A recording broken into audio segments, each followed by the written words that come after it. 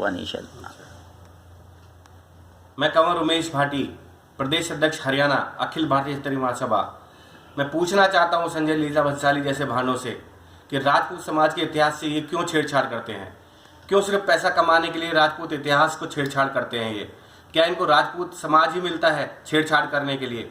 अगर हम पुरानी पिक्चरों में देखें तो हमें राजपूतों को एक शराबी, कबाबी और इस तरीके से दिखाया गया कि हमारी छवि पूरे समाज के अंदर खराब कर दी।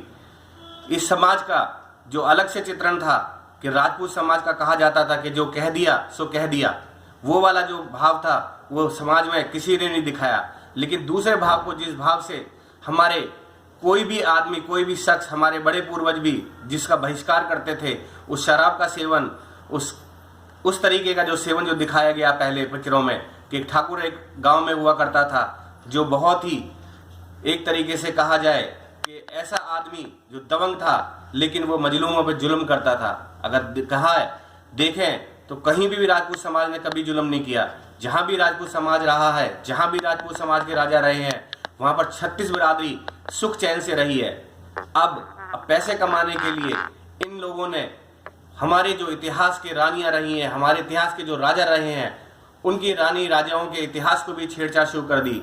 पद्मावती एक ऐसी महिला, एक ऐसी रानी जिसने अपनी शक्ल तक को देखने नहीं दिया।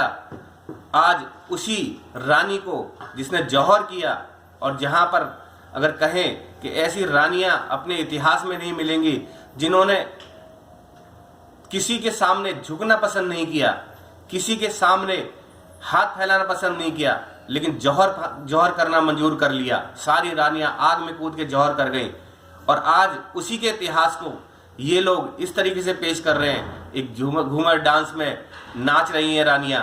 अरे रानियां एक अपने आप में इतिहास थी। कहीं वो नाचा करती थी क्या? कहीं वो देखा है उनको कि भाई सपनों में वो नाच रही हैं, वो खिलजी जैसे के प्यार कर रही हैं? खिलजी को नजदीक तक आने नहीं दिया, और जब खिलजी नजदीक आने के तक पहुंचा तो उन्होंने उससे पहले जौहर कर लिया, सिर्फ पैसा कमाने के लिए।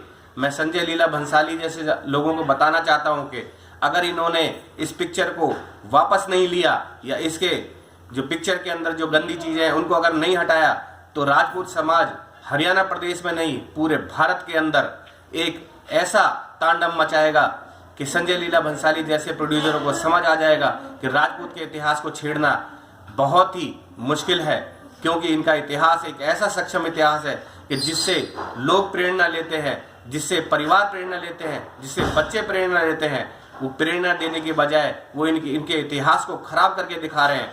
मैं पूरे राजपूत समाज से, क्षत्रिय समाज से मैं इस वीडियो के जरिए मैं ये कहना चाहता हूँ कि आइए हम सड़कों पे उतरें और इस पद्मावती जैसी पिक्चर का बहिष्कार करें। और बहिष्कार करने से पहले मैं सब लोगों को कहना चाहता हूँ कि इस पिक्चर को हम लगने ही ना दें।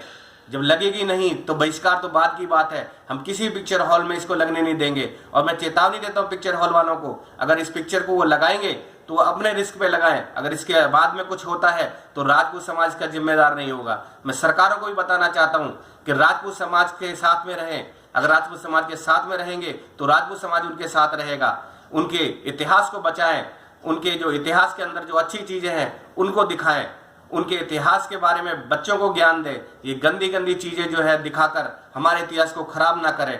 मैं फिर से सभी क्षत्रिय भाइयों से हाथ जोड़ के विनती करता हूं कि सभी संजय लीला भंसाली जैसे लोगों के विरोध में सड़कों पर उतरें। और हम कसम खाते हैं कि इस पद्मावती के ऊपर जो बनाई गई फिल्म है, हम इसको किसी भी पिक्चर हॉल के अंदर लगने नहीं देंगे। बहुत बहुत धन्यवाद आप सबका।